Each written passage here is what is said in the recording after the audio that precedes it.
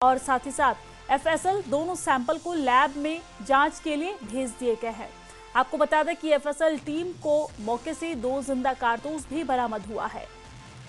तो दिल्ली धमाके के मामले पर पूरी जांच जारी है, लेकिन अभी तक जो जानकारी सामने आ रही है उसके हवाले से हम आपको ये जानकारी दे रहे हैं कि दिल्ली धमाके वाली जगह से 2 तरह के सैंपल मिले हैं। हमने देखा कि किस तरीके से पहले प्रशासनिक टीम यहाँ पर जांच कर रही थी, लेकिन जैसे जैसे समय बीतता जा रहा था उसके बाद गृह मंत्रालय की तरफ से बैठक की गई और बैठक में ये जांच एनआईए को सौंप दी गई और इसके बाद मौके पर एनआईए की फॉरेंसिक टीम पहुंची और वहां से सबूत इकट्ठा किए गए। और इसके बाद सूत्रों के हवाले से ये जानकारी अभी तक सामने आ रही है कि दिल्ली धमाके वाली जगह से 2 तरह के सैंपल मिले हैं और 2 तरह के विस्फोट के ये सैंपल मिले हैं। एक सैंपल में एक अमोनिया नाइट्रेट मिला है। आपको बता दें कि दोनों सैंपल को एफएसएल लैब में जांच के लिए भेज दिए गए हैं। टीम को मौके से 2 जिंदा कारतूस भी बरामद हुआ है। तस्वीरें भी हम आप तक पहुंचा रहे हैं। आप देख सकते हैं, पहली तस्वीर डॉक्टर उमर नबी की है। आपको जानकारी दे दें कि जिस तरीके से फरीदाबाद में कार्रवाई की गई और वहां से भारी मात्रा में 360 किलो आरडीएक्स बरामद किया गया, अमोनिया नाइट्रेट बरामद किया गया। उसके बाद यहां पर अभी तक जो सूत्र बता रहे हैं वो ये बता रहे हैं कि किसी प्लानिंग के तहत ये कार्रवाई, इस घटना को अंजाम नहीं दिया गया, बल्कि कार्रवाई जो की गई इसके बाद डॉक्टर उमर नबी पैनिक हो गया और पैनिक में आकर उसने जल्दीबाजी में इस तरह की घटना को अंजाम दिया।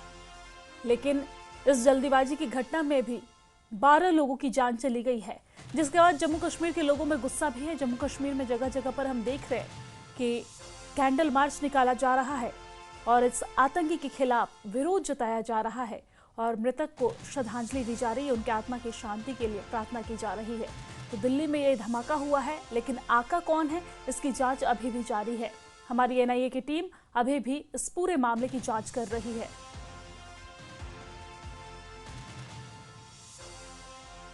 तो ये बड़ी जानकारी, जहां पर इस पूरे मामले में जांच अभी जारी है। आपको बता दें कि डॉक्टर उमर नबी जो है वो खुद को तो इस धमाके में उड़ा दिया, लेकिन डॉक्टर उमर के पिता, भाई, 2 भाई और मां को हिरासत में ले लिया गया है। पूछताछ इस पूरे मामले पर पुलिस प्रशासन की टीम कर रही है। पुलवामा से उनके मां, भाई को हिरासत में लिया गया, साथ ही एक दोस्त को भी हिरासत में इस दौरान लिया गया, जिससे पूछताछ की जा रही है और इस पूरे मामले पे जांच जारी है। अलग अलग प्रशासनिक टीम यहां पर इस पूरे मामले की जांच कर रही है। एनआईए को ये जांच सौंप दी गई है और इस पूरे मामले पर जांच जारी है। हर एक गुत्थी को सुलझाने की कोशिश की जा रही है, लेकिन अभी तक जो अपडेट सामने आई है वो ये आई है कि दिल्ली धमाके वाली जगह से 2 तरह के सैंपल मिले हैं और दोनों तरह के विस्फोटक सैंपल ये मिले हैं, जिसे एक अमोनिया नाइट्रेट इसमें था और दोनों सैंपल को एफएसएल लैब में जांच के लिए भेज दिया गया है। देखने वाली बात होगी कि जांच में क्या कुछ निकलकर सामने आती है, लेकिन एफएसएल की टीम मौके से 2 जिंदा कारतूस भी बरामद किए और इस पूरे मामले पर कार्रवाई अभी जारी है। आपको जानकारी दे दें कि इस पूरे मामले पर कईयों की गिरफ्तारी हुई है, लेकिन अगर हम बात करें तो डॉक्टर उमर से जुड़े उसके दोस्त की, माँ की, भाई की, 2 भाई की गिरफ्तारी इस पूरे मामले में हो चुकी है। और इस पूरे घटना को देखने के बाद जिस तरीके से सारी दुनिया शॉक है, सारी दुनिया इस घटना के बाद शॉक्ड हो गई, उसी तरीके से जैसे इस घटना की जानकारी डॉक्टर उमर के पिता और उसके माँ को लगी, वो भी अचंभित रह गए कि जिस बेटा को उन्होंने डॉक्टर बनाया उसने किस तरीके से देश के साथ गद्दारी किया। वही दिल्ली ब्लास्ट के बाद आज सीसीएस की बैठक है। जी हां, प्रधानमंत्री नरेंद्र मोदी इस बैठक की अध्यक्षता करेंगे और उनकी अध्यक्षता में शाम को 5:30 बजे ये बैठक होने वाली है। सीसीएस की बैठक में गृह मंत्री, रक्षा मंत्री और एनएसए भी मौजूद रहेंगे। तो ये बड़ी जानकारी सामने आ रही है, जहां पर दिल्ली ब्लास्ट के बाद आज सीसीएस की बैठक है और उसकी अध्यक्षता खुद प्रधानमंत्री नरेंद्र मोदी करने वाले हैं। शाम 5:30 बजे ये बैठक होने वाली है और इस बैठक में गृह मंत्री, रक्षा मंत्री और एनएसए भी मौजूद रहेंगे। लाजमी है कि इसमें एनएसए, रक्षा मंत्री और गृह मंत्री मौजूद रहेंगे और प्रधानमंत्री नरेंद्र मोदी इसकी अध्यक्षता करेंगे।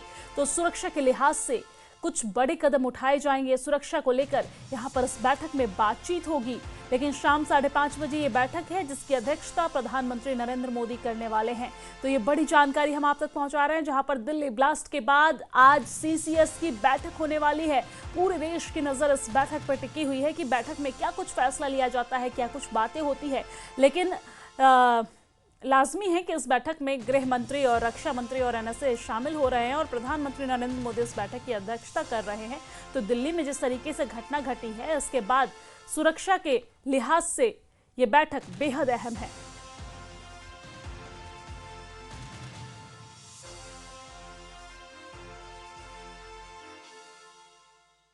पहुंचा रहे हैं, जहां पर गृह मंत्री, रक्षा मंत्री और एनएसए इस बैठक में मौजूद रहेंगे और इस बैठक की अध्यक्षता खुद प्रधानमंत्री नरेंद्र मोदी करने वाले हैं। शाम 5:30 बजे ये सीसीएस की बैठक जो सुरक्षा के लिहाज से बेहद अहम है, पूरी दुनिया की नजर इस पर टिकी हुई है।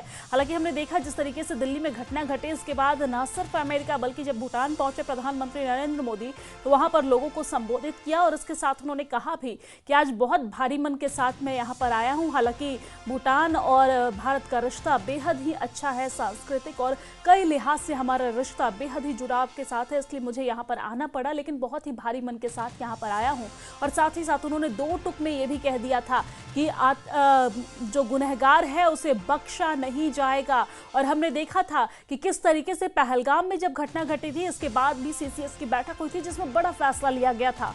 और आज एक बार फिर से आज शाम 5:30 बजे प्रधानमंत्री नरेंद्र मोदी की अध्यक्षता में यह सीसीएस की बैठक होने वाली है, जिसमें रक्षा मंत्री, गृह मंत्री और एनएसए अजित डोभाल भी मौजूद रहने वाले हैं। तो ये बैठक बेहद अहम, देश की सुरक्षा के लिहाज से ये बैठक बेहद अहम है। लेकिन देखना होगा कि इस बैठक में क्या कुछ फैसला केंद्र सरकार की तरफ से लिया जाता है, मोदी सरकार की तरफ से लिया जाता है, और साथ ही साथ क्या कुछ बातें होती है। क्योंकि इस घटना के बाद प्रधानमंत्री नरेंद्र मोदी भी खुद बहुत चिंतित नजर आए और उन्होंने बताया भी, उन्होंने दरअसल अपने भाषण में कल जिक्र भी किया, अपने संबोधन में जिक्र भी किया कि जिस तरीके से ये घटना घटे, इसके बाद मैं पूरी रात जगा रहा और मिनट टू मिनट अपडेट इस पर लेता रहा। तो लाजमी है कि कोई सख्त कदम जरूर उठाया जाएगा।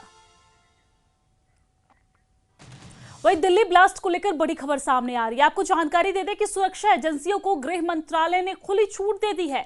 ब्लास्ट के सभी दोषियों को पकड़ने के निर्देश दे दिए गए हैं। तो ये बड़ी जानकारी, जहां पर गृह मंत्रालय में हाई लेवल मीटिंग हुई जिसमें अमित शाह ने निर्देश दे दिया। ब्लास्ट में शामिल लोगों को बख्शा नहीं जाएगा, ऐसा अमित शाह ने कहा। साथ ही साथ हमने प्रधानमंत्री नरेंद्र मोदी को भी सुना था, उन्होंने भी कहा था कि दोषियों को बख्शा नहीं जाएगा। और गृह मंत्री अमित शाह ने भी अपने बैठक में खुली छूट दे दी है और साथ ही साथ ब्लास्ट में शामिल लोगों को बख्शा नहीं जाएगा, ऐसा उन्होंने कहा।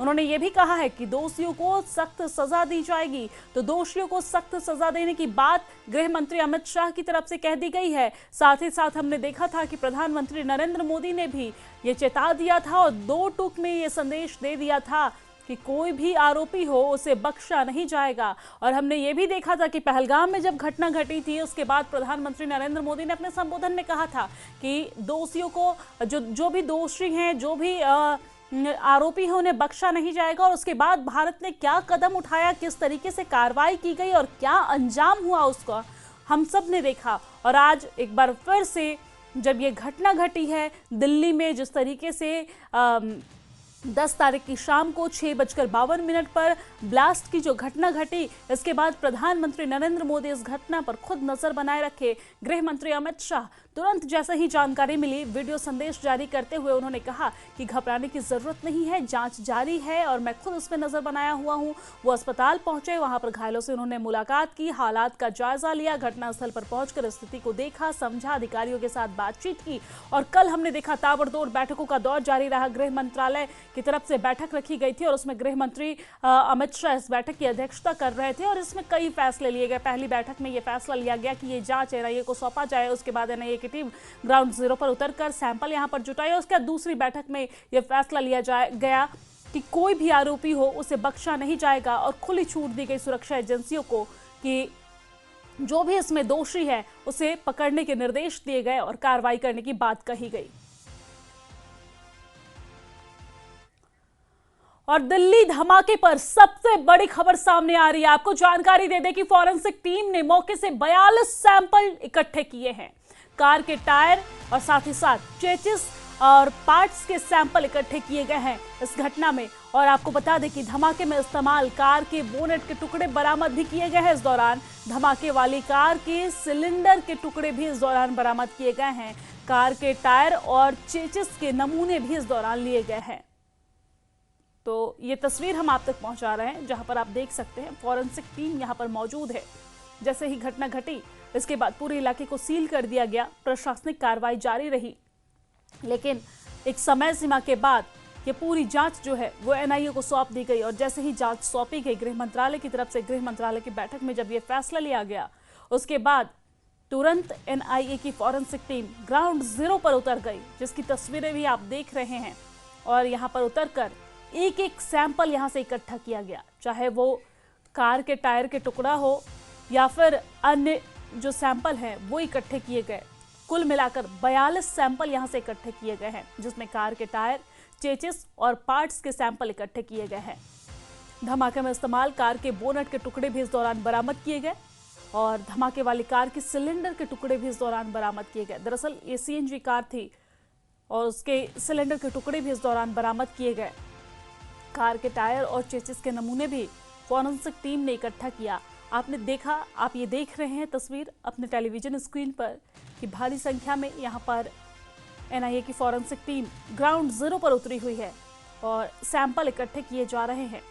हालांकि धीरे धीरे गुत्थी को सुलझाने की कोशिश की जा रही है और अभी तक की जांच में ये बात सामने आई है कि साजिश के तहत नहीं, एक पैनिक होकर यहाँ पर आतंकी डॉक्टर उमर ने इस वारदात को अंजाम दिया। फरीदाबाद में जिस तरीके से कार्रवाई हुई उसके बाद उसके अंदर वो खौफ आ गया कि अब पुलिस जो है वो मेरे तक पहुंचेगी और अगली बारी मेरी है। तो उसने जो भी उसके पास विस्फोटक सामग्री था उसे एक कार में रखकर और जल्दीबाजी में इस तरीके की घटना को अंजाम दिया गया। लेकिन जल्दीबाजी की भी इस घटना ने कईयों की जान ले ली और कई लोग अभी भी घायल बताए जा रहे हैं, जो अपनी जिंदगी की जंग लड़ रहे हैं, अस्पताल में भर्ती हैं। हालांकि केंद्र की तरफ से ये निर्देश दिया गया कि जो भी भर्ती है उनका अच्छी तरीके से इलाज हो, लेकिन फिलहाल वो अपनी जिंदगी की जंग लड़ रहे हैं।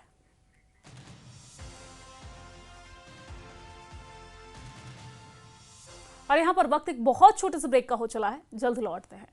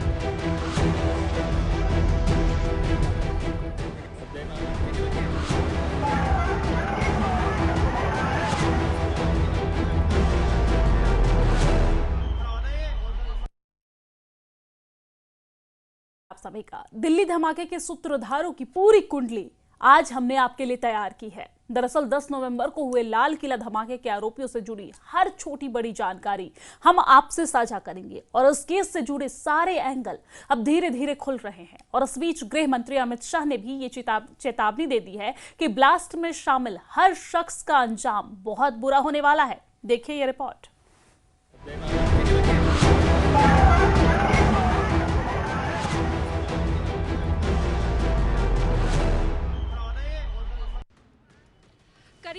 साल बाद देश की राजधानी दिल्ली तो पूरे देश में हड़कंप मच गया।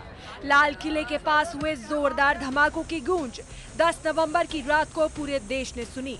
लाल किला मेट्रो स्टेशन के आसपास सब कुछ सामान्य था, लोग आ जा रहे थे, लेकिन जैसे ही घड़ी में 6:52 हुआ, मेट्रो स्टेशन के गेट नंबर 1 के पास खड़ी I-20 गाड़ी में एक बड़ा धमाका हुआ और देखते ही देखते तस्वीर बदल गई। जहां चहल पहल थी, वहां आग की ऊंची ऊंची लपटें देखने को मिली। तस्वीरें अपने आप में ही बयां कर रही है कि धमाके के वक्त वहां जो लोग मौजूद रहे, उनकी क्या हालत रही होगी। अब जरा दिल्ली ब्लास्ट के आरोपियों का पूरा कच्चा चिट्ठा भी देख लीजिए। आरोपी नंबर 1 डॉक्टर उमर नबी। जिस गाड़ी में ये धमाका हुआ, उसको कोई और नहीं बल्कि डॉक्टर उमर नबी ही चला रहा था। उमर नबी जम्मू कश्मीर के पुलवामा का रहने वाला था। उमर ने अपनी डॉक्टरी की पढ़ाई श्रीनगर के गवर्नमेंट मेडिकल कॉलेज से की। इस धमाके में उमर नबी की मौत हो गई। उमर की शव की पुष्टि के लिए उसकी मां के DNA सैंपल्स लिए गए हैं। पुलिस ने आरोपी डॉक्टर उमर के पिता गुलाम नबी भट्ट और उनकी मां को पुलवामा से पूछताछ के लिए हिरासत में ले लिया है। पुलवामा से अगर हम बात करें तो पुलवामा से जो पुलिस है वो काफ़ी मुतहरिक हुई है और एजेंसियां जो है वो मुतहरिक हुई है और इस सिलसिले में तो जो तहकीकात है वो चल रही है और मज़ीद भी तवक्का है कि इसमें गिरफ्तारियां होने की तवक्का है। और जो तहकीकात है, क्योंकि इसके कनेक्शंस जो है वो यहाँ से जुड़े हुए हैं और इस सिलसिले में जो NIA है या बाकी एजेंसियाँ वो भी इसमें तहकीकात कर रही है। लेकिन पुलवामा की अगर हम बात करें तो पुलवामा में इंटेंसिव जो क्रैकडाउन किया है पुलिस ने, मुख्तलिफ इलाकों में जो चेकिंग की है वो भी इसमें की गई है। दिल्ली दहलाने के षड्यंत्र में शामिल आरोपी नंबर 2 है डॉक्टर मुजम्मिल। पुलवामा का रहने वाला डॉक्टर मुजम्मिल पहले ही पुलिस के गिरफ्त में है। फरीदाबाद में हरियाणा पुलिस और जम्मू कश्मीर पुलिस के जॉइंट ऑपरेशन में की गई छापेमारी के दौरान 2563 किलो संदिग्ध विस्फोटक बरामद हुआ था। ये विस्फोटक डॉक्टर मुजम्मिल के दूसरे घर में मिला था। जानकारी के मुताबिक आरोपी मुजम्मिल ने ये घर एक मौलाना से किराए पर लिया था। आरोपी नंबर 3 डॉक्टर शाहीन शाहिद। फरीदाबाद से गिरफ्तार हुई डॉक्टर शाहीन लखनऊ की रहने वाली है। शाहीन आरोपी मुजम्मिल की महिला मित्र है। खुफिया विभाग के सूत्रों के मुताबिक डॉक्टर शाहीन को जैश ए आतंकी संगठन का भारत में महिला विंग और रिक्रूटमेंट तैयार करने का जिम्मा सौंपा गया था। पाकिस्तान में जैश की महिला विंग की हेड मसूद अजहर की बहन सादिया अजहर है। सादिया अजहर का पति यूसुफ अजहर कंधार हाईजैक में एक बहुत बड़ा मास्टरमाइंड था। फरीदाबाद मॉड्यूल जैसे ही बर्स्ट हुआ, उसमें नाम सामने आया डॉक्टर शाहीन का। डॉक्टर शाहीन फिलहाल गिरफ्तार है। AK-47 के साथ गिरफ्तारी हुई थी और जहां पर मैं मौजूद हूं लखनऊ के लालबाग में, यहीं की डॉक्टर शाहीन रहने वाली है। मैं आपको तस्वीरें दिखाऊं तो इसी में उनका घर है अंदर, और बताया ये जा रहा है कि उनकी गिरफ्तारी के बाद जो है डॉक्टर परवेज की तलाश हुई। UP ATS और जम्मू कश्मीर पुलिस ने जॉइंट तरीके से रेड किया। डॉक्टर परवेज अंसारी जो कि मड़ियाओं के में रहने वाले हैं, मड़ियाओं के, लखनऊ के मड़ियाओं के, और फिलहाल इसी गली के अंदर जो है डॉक्टर शाहीन का घर है। घर अभी उनका हम लोग नहीं जा सकते हैं, लेकिन मैं आपको यहाँ पर तस्वीरें दिखाऊं तो इसी गली के अंदर डॉक्टर शाहीन का घर है। और फरीदाबाद जो मॉड्यूल निकल कर सामने आया, जिसमें भारी मात्रा में अमोनियम नाइट्रेट निकल कर सामने आया, फिलहाल लगातार इसमें जम्मू कश्मीर पुलिस इन्वेस्टिगेशन कर रही है। दिल्ली धमाके का चौथा आरोपी है डॉक्टर सज्जाद। जम्मू कश्मीर पुलिस ने आतंकवादी मॉड्यूल जांच में पुलवामा के डॉक्टर सज्जाद अहमद को हिरासत में लिया है। वो आतंकी उमर का दोस्त है। साथ साथ में इस हवाले से अगर देखा जाए, जो बंजुआ में भी डॉक्टर सज्जाद को क्वेश्चनिंग के लिए हिरासत में लिया गया है, तो इसमें यही आज देखने को मिला। पुलवामा से अगर हम बात करें तो पुलवामा से जो पुलिस है वो काफ़ी मुतहरिक हुई है और एजेंसियाँ जो है वो मुतहरिक हुई है और इस सिलसिले में तो जो तहकीकात है वो चल रही है। दिल्ली धमाके की पूरी गुत्थी सुलझाने में सरकार और पुलिस पूरी तरह से जुटी है। इसी कड़ी में गृह मंत्री अमित शाह ने बेहद अहम बैठकें की हैं। बैठकों में कई बड़े अधिकारी भी मौजूद रहे हैं। अमित शाह ने आतंक फैलाने वालों के लिए साफ साफ चेतावनी दी है कि आतंकवाद से जुड़े किसी भी शख्स को छोड़ा नहीं जाएगा।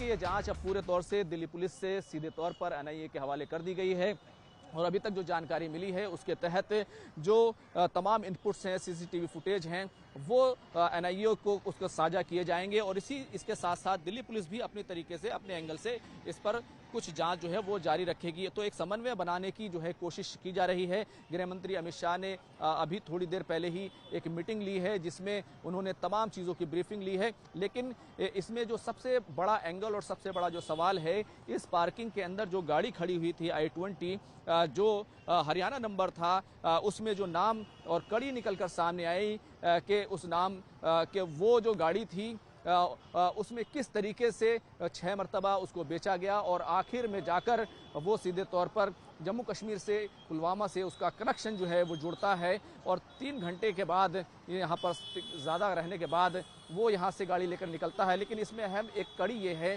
कि क्या वो यहाँ पर अकेला था। कई लोगों की बात है कि जब वो गाड़ी में यहाँ पर पहुँचा था तो उसके साथ 3 लोग थे, लेकिन जब उसने धमाके को अंजाम दिया उस वक्त वो अकेला था। लाल किला धमाके के मामले की सारी कमान अब एनआईए के हाथ में दे दी गई है। इस गुत्थी से जुड़े सारे पहलू अब धीरे धीरे जनता के सामने जल्द ही आ जाएंगे। Bureau report, news 18। और पहली खबर में फिलहाल के लिए इतना ही। मुझे दीजिए इजाजत। नमस्कार।